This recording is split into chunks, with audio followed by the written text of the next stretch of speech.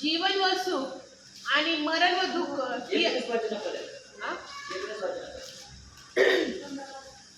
पहा, जीवन व सुख आणि अनुवाद 30 अध्याय 15 वचनापासून. आणि मरण व दुःख ही आज मी तुझ्या पुढे ठेवली आहे. तू आपला देव परमेश्वर याच्यावर प्रीती कर, त्याच्या मार्गाने चाल आणि त्याच्या आज्ञा, विधी व नियम पाळ. ही आज्ञा आज मी तुला देत आहे, म्हणजे तू जिवंत राहून बहुगुणित होशील. आणि जो देश वतन करून घेण्यास तू जात आहेस, तेथे तुझा देव परमेश्वर तुला बरकत देईल. पण तुझे मन फिरले व तू ऐकले नाहीस आणि बहकून जाऊन अन्य देवांना दंडवत घातले व त्यांची सेवा केली, तर तुझा खात्रीने नाश होईल. आणि यार्देन ओलांडून जो देश तू वतन करून घेण्यास जात आहेस, तेथे तू फार दिवस राहणार नाही. हे मी आज तुला बजावून सांगतो. आकाश व पृथ्वी यांना तुझ्या विरुद्ध साक्षीला ठेवून मी आज सांगतो की जीवन व मरण आणि आशीर्वाद व शाप मी तुझ्या पुढे ठेवले आहे, म्हणजे तू जीवन निवडून घे, म्हणजे तू व तुझी संतती जिवंत राहील. आमेन. काय म्हणतोय देव? मी तुझ्या पुढे काय काय ठेवलंय? जीवन आणि मरण, आशीर्वाद आणि श्राप. आता निवड कोणाकडे हो? आपल्याकडे. Choice is your. देव कोणालाही कधीही बळजबरी करत नाही. ते म्हणतो हे बघ तुझ्या पुढे ठेवलं, विषयाचा प्याला ने अमृताचा प्याला, आता निवड तुला काय निवडायचं. आणि मनुष्य काय करतो? हळूच चुकीच्या ठिकाणी जातो, चुकीच्या ठिकाणी जातो मनुष्य. आणि त्याच्यामुळे आशीर्वाद मागू नका, त्याला प्राप्त करा, रिसीव्ह करा. मागणं बंद करा, आता प्राप्त करायची वेळ झाली. जे देवाने तुमच्या आणि माझ्यासाठी ठेवलेलं आहे देवाच्या लोकांना. आणि त्याच्यामुळे अजून एक वचन वाचलं, म्हणजे अनुवाद याचा 28वा अध्याय 1 ते 5 वचन वाचा. वर्षाचा पहिला रविवार आहे, त्यामुळे तुम्हाला आशीर्वादित व्हायचं आहे. तर आशीर्वादाची चावी देतो मी तुम्हाला. आशीर्वादाची चावी काय वाचा? तुझा देव परमेश्वर याची वाणी तू लक्षपूर्वक आहे. ऐकशील आणि ज्या या सर्व आज्ञा मी तुला सांगतो त्या काळजीपूर्वक पाळशील, तर तुझा देव परमेश्वर पृथ्वीवरील सर्व राष्ट्रांचे उच्च करेल. तू आपला देव परमेश्वर याची वाणी ऐकशील, तर हे सर्व आशीर्वाद तुझ्याकडे धावत येतील. नगरात तू आशीर्वादित होशील व शेतवाडीत तू आशीर्वादित होशील. तुझ्या पोटचे फळ, तुझ्या भूमीचा उपज आणि तुझी खिल्लारे, गुरेढोरे व शेरडे मेंढरे यांची अवस्था आशीर्वादित होतील. तुझी टोपली व तुझी परत आशीर्वादित होतील. तू आत येशील तेव्हा आशीर्वादित होशील व बाहेर जाशील तेव्हा आशीर्वादित होशील. हालेलुया. हालेलुया. आमेन. नाही म्हणणार तुम्ही? हे आशीर्वाद वचन आहे जे परमेश्वराने आपल्यासाठी ठेवलेले आहे. पण कंडिशन 3 आहे. किती कंडिशन आहे? 3. पहिलं आहे, देव म्हणतो तुझा देव परमेश्वर याची वाणी तू काय कर? कशी आहे? लक्षपूर्वक. कशी आहे? लक्षपूर्वक. मला देवाची वाणी लक्षपूर्वक ऐकायची आहे. आमेन. देवाची वाणी ऐकणं सगळ्यात चांगलं काम आहे. सुंदर काम. देवाजवळ बसा, देवाची वाणी ऐका. आणि बायबल मध्ये अशा अनेक लोक आहेत ज्यांनी देवाची वाणी ऐकली आणि ते लोकांसाठी आशीर्वादाचे कारण. म्हणजे लोकांसाठी आशीर्वादाचं कारण कधी होतो? आपण मी जेव्हा आशीर्वादित आहे, जेव्हा माझ्याकडे 1000 रुपये आहेत, तेव्हा मी एखाद्याला 100 रुपये देऊ शकतो. बरोबर आहे का नाही? आणि माझ्याकडे जेव्हा 10,000 येते तेव्हा मी 1000 द्यायची निवडतो. पण माझ्याकडे 1000 नाही, 10,000 नाही, तर मी मदत करू शकतो का? नाही. त्यामुळं देव तुम्हाला असं पात्र बनवू इच्छित या वर्षामध्ये की तुम्ही म्हणता दाऊद राजासारखे माझे पात्र काठोकाठ भरून. पण पात्र खाली पाहिजे भरण्यासाठी. ऑलरेडी भरलेल्या पात्रामध्ये पाणी भरता का तुम्ही? तुमच्या घरात हांडे आहेत, टेपा आहेत, ड्रम्स आहेत, आठवड्यातून 2दा पाणी येतं. तेच पाणी त्याच्यात भरत राहता का सारखं तुम्ही? काय करता? का खाली करता? कारण दुसरं स्वच्छ पाणी भरण्यासाठी. नसते. अजून काय काय असतात. घाण काढल्याच्या नंतर तुम्ही तसंच नाही भरत, धुता त्याला, घासता त्याला, साफ सुत्र करतात, मग नवीन पाणी भरता. बरोबर आहे का नाही? तसं देव पण तुम्हाला म्हणतात जुनं पण आता सगळं काढून टाका, मला तुम्हाला नवीन आशीर्वादाने भरायचं आहे. हालेलुया. आणि पहिली गोष्ट त्यासाठी तुम्हाला देवाची वाणी ऐकणं खूप गरजेचं आहे. हालेलुया. हालेलुया. देवाच्या लोकांनो, पहिली गोष्ट तुम्हाला जर देवाची वाणी ऐकायची असेल तर तुम्हाला देवाच्या चरणाजवळ बसावं लागेल. देवाजवळ बसून देवाची वाणी ऐकायला शिका. पहिला व्यक्ती आहे ज्याने देवाची वाणी ऐकली, ज्याचं नाव मोशे आहे. काय आहे? वाचा माझ्यावर निर्गमयाचा 3रा अध्याय आणि 5 वचन. ज्याने मोशेने देवाची वाणी ऐकली.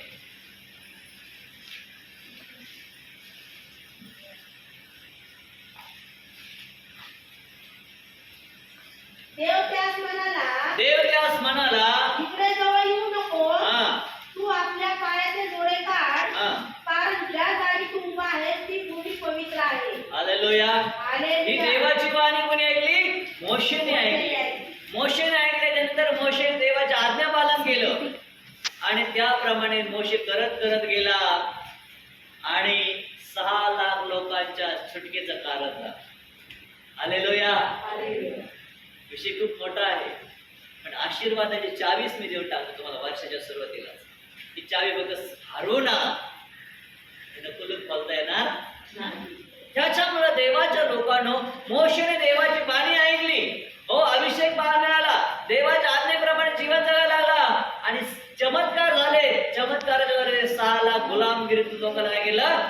बाहेर काढले. साधारण चमत्कार नाही तिथे, असाधारण चमत्कार देवाने केले, जे तुमच्या आणि माझ्या कल्पनेच्या पुढचे. बेडका पाहिले कसे असतात? छान असतात आहे का? ते तरी बेडमध्ये आले तुमच्या? नाही आले बेडमध्ये. औषधाच्या चमत्कार बेड पर्यंत पोहोचले ते. गोमाशा नाही माहित. माशात परेशान करतात. गोमाशा कुठं? हा, कुत्र्याच्या, गायच्या, म्हशीच्या, आम्हाला गोमाशा. जे गोमाशा लोकांच्या घरात पाठवले त्या चमत्काराच्या द्वारे. हो, असे चमत्कार देवाने केले, कारण त्याने देवाची काय केली? वाणी ऐकली. आता चमत्कार भरून 10 चमत्कार आले. दुसरी गोष्ट, दुसरा व्यक्ती आहे शमूएल. शमूएलाने देवाच्या मंदिरात देवाची वाणी ऐकली. ऐकली? एकदम लहान मुलगा, 4-5 वर्षाचा, आणि तो इस्रायलासाठी पहिला जगातला भविष्यकर्ता झाला. हालेलुया. इस्रायलाच्या लोकांची त्याने 40 वर्ष न्यायनिवाडा केला. Praise the Lord. Praise the Lord. अशामुळं देवाची वाणी ऐकली, त्याप्रमाणे जीवन झालं. दुसरा व्यक्ती आहे मरियाने देवाची वाणी ऐकली, देवदूताची वाणी ऐकली की नाही? आता तुम्ही ऐकलंय, महिनाभर ते सांगत होतो 8 डिसेंबर मरिया देवदूत येशू, तेच चाललं होता आहे का नाही? तिच्या पोटी पुत्र होणारा जन्माला, स्वतः परमेश्वर जन्मास आला. का हो? तिने देवाची वाणी ऐकली. हालेलुया.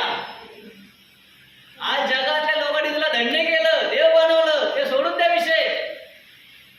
पण तिने म्हटलंय माझा जीव प्रभूला धन्य म्हणतो आणि येणाऱ्या पिढ्या मलाही धन्य म्हणतील.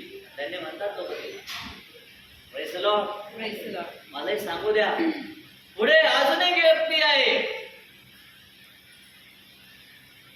योहानाने देवाची वाणी ऐकली. प्रगटीकरण 1 अध्याय आणि 12 वचन वाच. प्रगटीकरण याचा 1 अध्याय. योहानाचं प्रगटीकरण याचा 1 अध्याय 12 वचनामध्ये. माझ्या बरोबर बोलत असलेली वाणी कोणाची आहे हे पाहण्यास मी मागे वळलो.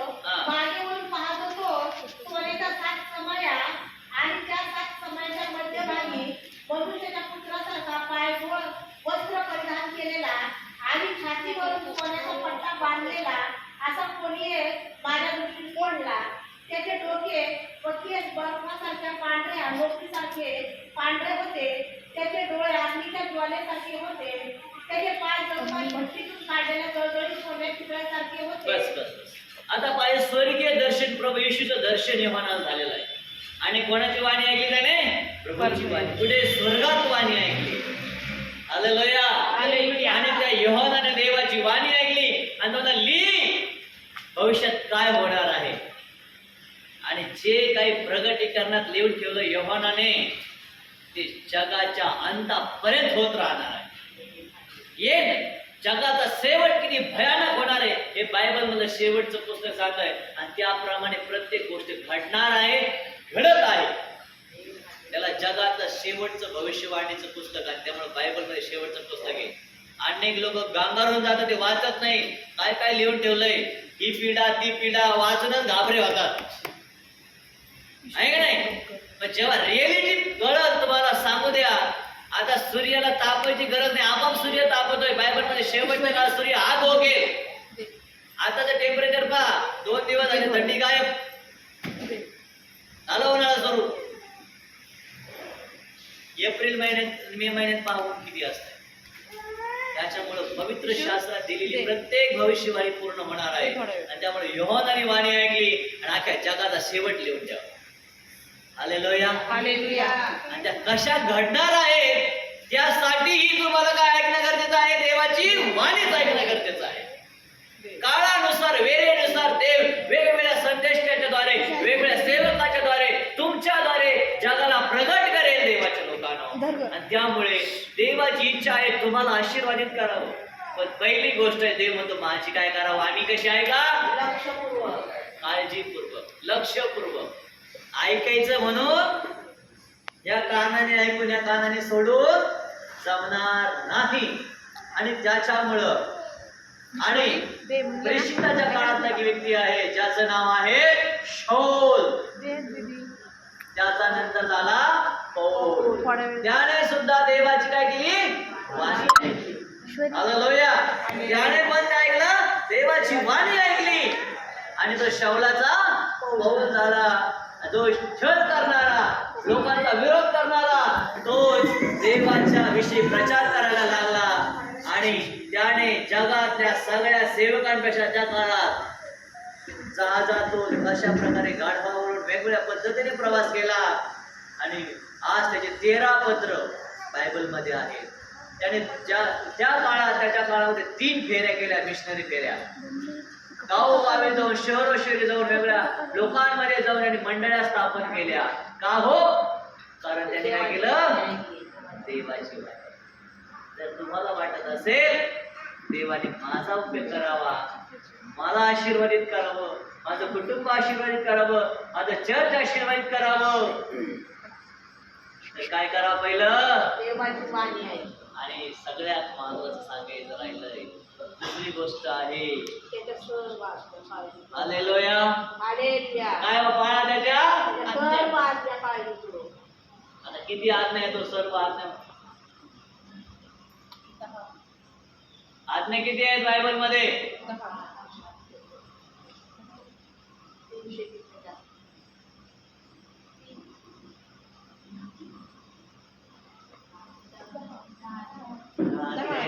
3 लावलेले. अजून हा किती आहेत आज्ञा?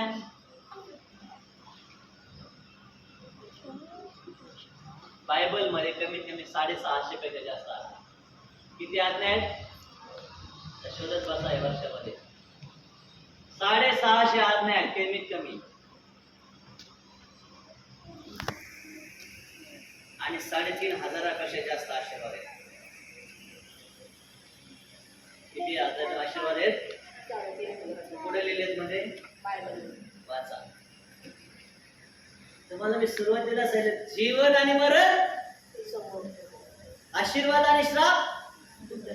देव म्हणतो तुम्ही जीवन निवडून घ्या, हो आशीर्वाद निवडून घ्या. तुम्ही आणि तुमची संतती युगांतरापर्यंत राहाल, जिवंत राहाल. हालेलुया. त्यामुळं परमेश्वराच्या लोकांनो, तुम्हाला पहिली गोष्ट आहे देवाची वाणी ऐकायला शिका. देवाची वाणी ऐकायची असेल तर देवाच्या चरणाजवळ बसावंच लागेल. दुसरी गोष्ट सांगत आहे आज्ञा पालन. आणि बायबल सांगतो आज्ञा पालन हे यज्ञापेक्षा कसं आहे? श्रेष्ठ आहे. आज्ञा पालन न करणे म्हणजेच पाप आहे.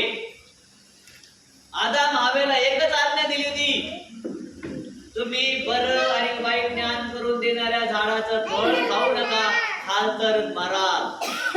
किती आज्ञा होती देवाने दिलेली? फक्त एकच. पण एक आज्ञा पाळू शकले नाही आणि त्यांनी आज्ञा मोडली, आज्ञेच्या विरोधात वागले, देवाच्या शब्दाला मान दिला नाही, देवाच्या शब्दाला सन्मान दिला नाही, देवाचा आदर केला नाही. जो व्यक्ती आपल्या जीवनात आदर करत नाही, सन्मान करत नाही, तोच आज्ञा मोडतो. त्याला माझ्या भाषेत एक शब्द आहे, रगील माणूस. त्याला किती सांगा काय फरक पडत नाही त्याला अजून दुसरा एक शब्द आहे, कोंडगा. माझे प्युअर गावरान मराठी गावरान कोंडगा आहे, त्याला सोडून द्या. किती सांगा, उपड्या घागरीवर किती पाणी होतं, घागरीवर काय फरक पडणार आहे का हो? अनेक लोक आहेत, मी तुम्हाला स्तोत्र पाषाणमय हृदय झाला त्यांच्यात, किती हातडे मारा, पण एकदा जर देवाच्या वासराचा हाताला जर पडला ना, ते चूर चूर झालं शिवराज. हालेलुया. तुम्ही बोलता, आम्ही नाही सांगतो आमच्या लेकर ऐकत नाही. त्याला वचन पाठ करायला सांगा, तरच नाश्ता द्या. 4 वचन पाठ केले तर नाश्ता, 10 वचन पाठ केले तर दुपारचं जेवण. नियमच करा घरात. आणि जे त्याची बाजू घेते त्याला अजून 4 वेळा असतं वचन पाठ करायला. हालेलुया. पवित्र शास्त्रामध्ये दिलेलं आहे, तुझं वचन मी माझ्या पुढे ठेवलंय, तुझ्या विरुद्ध पाप करू नये म्हणून तुझं वचन मी माझ्या हृदयात जपून ठेवलंय.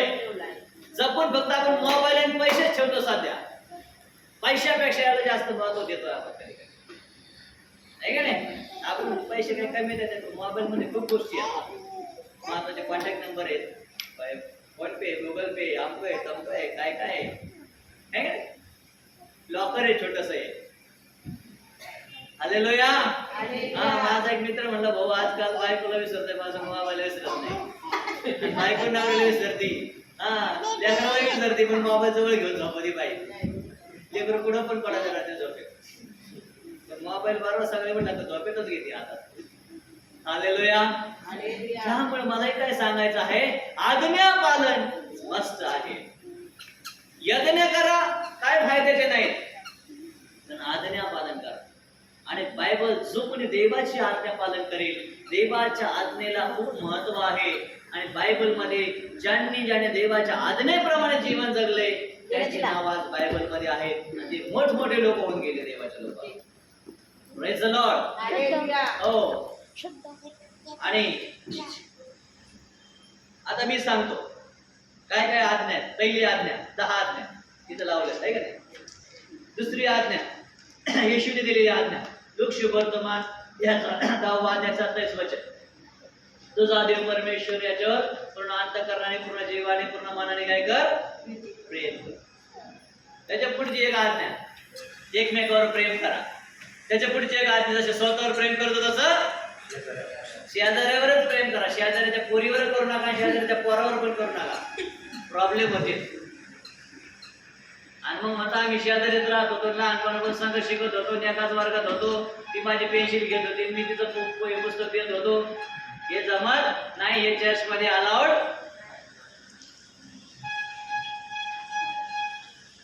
बायबलला मान्य नाही, मलाही मान्य नाही. लक्षात घ्या, शेजाऱ्यावर प्रेम करा म्हणजे त्याच्या सुखात, दुःखात, अडी अडचणीत उभे राहा. ते आध्यात्मिक प्रेम द्या, जगी प्रेमाची काही गरज नाही. म्हणजे हालेलुया. हालेलुया. दुसरी गोष्ट आहे, आपल्या शत्रूवर प्रेम करा. एक आज्ञा नाही, अवघड आहे, तर करून पहा. बायबल मध्ये त्याचे निखाऱ्याचे रास होते, निखारे शत्रूवर प्रेम केलं, किंवा तो डोळे वाटून पाहता तुम्ही जा